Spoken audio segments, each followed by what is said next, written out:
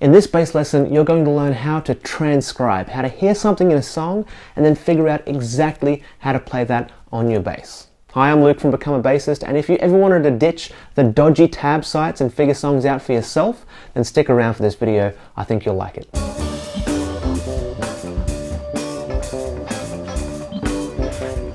If you've never heard of transcribing, it's a simple concept. You're just learning music or parts of a song from a recording by ear. It's super useful because it means you can learn songs without having to rely on other people to teach you. Plus you can avoid all the really dodgy tab sites with questionable tabs of basically everything. You can even write your own or correct all the terrible tabs that you find all the time online.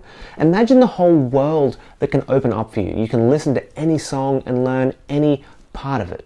Love a bass line? You can learn it through transcription. Like a guitar lick? Transcribe it, play it on your bass. Love the sound of a vocal melody? With transcribing, you can play it for yourself. I want to show you how you can get started transcribing any sort of music or parts of a song, plus exactly how I do it myself. And to do that, we'll be looking at a melody rather than a bass line because those are generally easier to hear.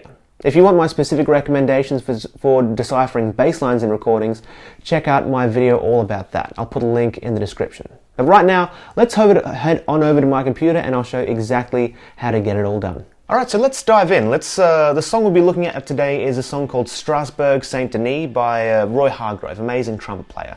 Now this is a song that I've actually played a lot, but never actually learnt the melody to it.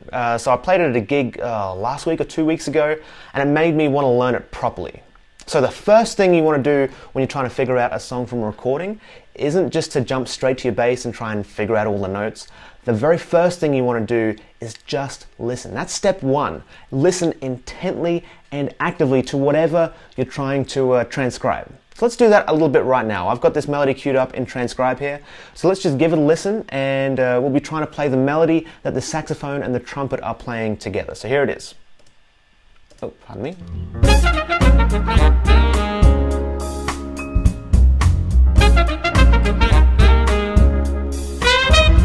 Now, there's much more to this song, but for now, let's just stick to that first little phrase. Now, ideally, you listen to the song or the phrase long enough so that you can still hear it in your mind even when you turn the song off. Now, of course, if you haven't heard it in a while, you might not always hear it in the kind of correct key that it is on the recording. But as long as you know it well enough that you can hear it in your mind, you'll be fine. So, step two, after listening, is to figure out just one note of the phrase. And that'll usually be the first note of the phrase, yeah? So what's the best way of doing this? That is a good question. It's by using your secret weapon when it comes to transcribing, and that's your voice.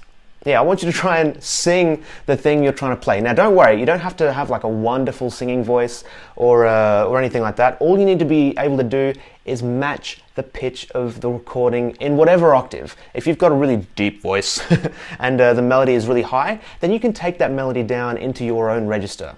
And vice versa as well. If you've got a really high voice and the melody is really low, you can absolutely kind of switch registers. That's not a problem at all. Sometimes matching the pitch of the first note, it won't be easy. For example, if the first note is very long, it's going to be relatively easier than if the first note is very short. Now in this particular recording, the first note of the melody is really short, so it might be a bit trickier, but let's give it a try. Let's have a listen. Yeah, we're just looking for that very first note. Hear it go by really quickly. Yeah. Now, if you really struggle with finding the first note, you can do a couple of things. First of all, you can slow down the recording. So in Transcribe, we can go up. Oh, whoops. We can go up to here, and we can slow it down to whatever we want. Let's try 50% for now. Yeah. So you go up here, select 50%, and that slows down the recording, meaning that every note is now going to last for twice as long. Yeah. Oh, pardon me.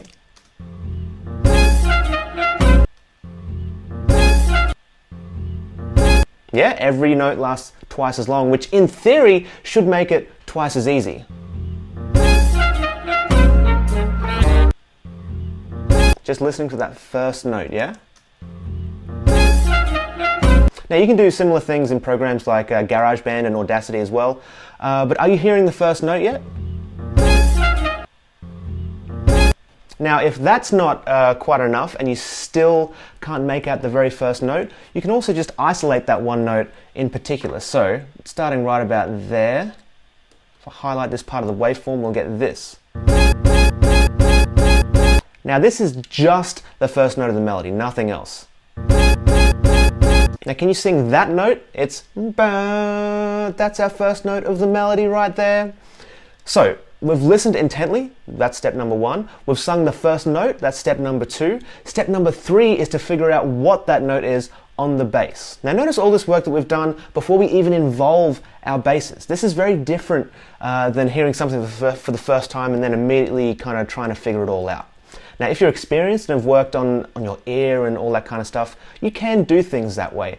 But if you're just starting out, I definitely recommend following the first 2 steps.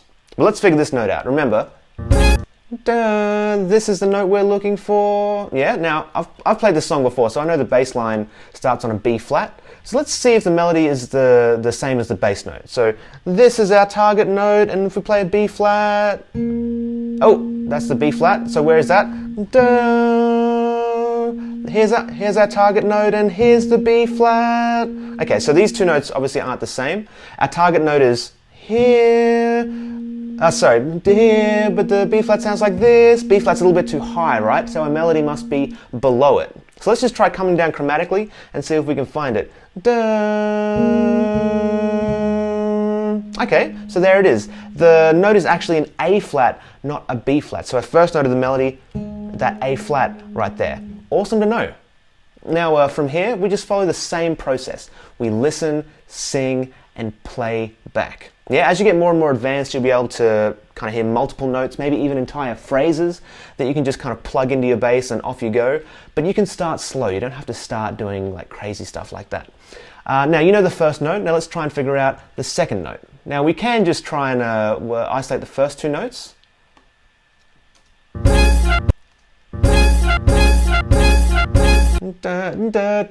So, is the second note higher or lower as the first note? It's lower, right? So let's find that one. We know this is an A flat. We're looking for this note, an F right there. Yeah, there it is. So from the A flat to the F. Now once you know how the process works, you can keep going at 1 note at a time. Now I know the sound of this song, so it's a little bit easier for me, although I don't know exactly how to play it on the bass yet. But let's see how I can go with the rest of it. Now, where are we at? Might just take off this. Now this whole phrase sounds very kind of pentatonic-y to me, so let's just see if it's just coming down the pentatonic scale. Oh, whoops. Okay. Okay, so not quite, so there's a bit of a change of direction there.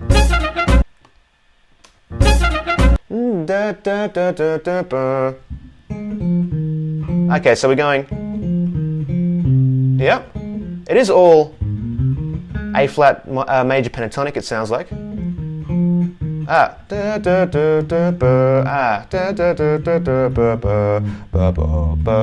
Okay.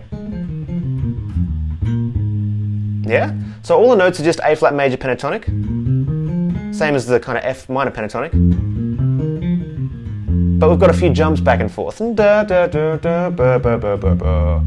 up to the, what's that, B flat, down to the A flat. Yeah? That's pretty much it. That's the first little phrase. Now, once you get to the point where you're getting pretty good at transcribing, you may have to consider writing the notes down as you go along, especially if it's something that's a little bit more complicated. You don't want to forget the things that have come before. You also have to consider how you're going to play everything. Chances are you'll have multiple ways to play pretty much anything pardon me, on the bass. So if you're transcribing something that wasn't originally played on the bass, like we're doing here, you may have to consider which octave you're going to play it in and how exactly you're going to play it. So for example, if we started this melody down here, that'd be okay. Wait. But then we have to move down here. So we kind of have to shift out of position there. Also, if we started down here, we ran out of range there. We'd have to go down below to get to the E flat there. It'd work on a 5 string, but it'd also be quite low. Pardon me. E flat, B flat, A flat, down there, yeah? So that's definitely something you need to consider. Could we play this above, in a higher octave? Nah, not really, because we don't have, unless you had an extended range bass beyond 24 frets, you could actually do it then.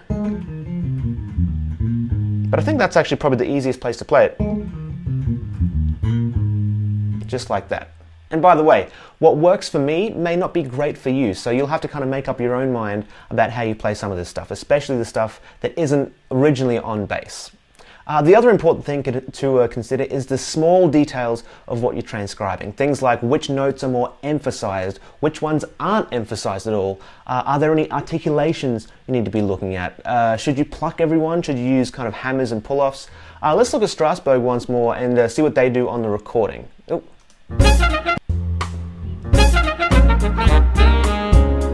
Now to me it sounds like everything in this phrase is being articulated. Everything's kind of standing on its own.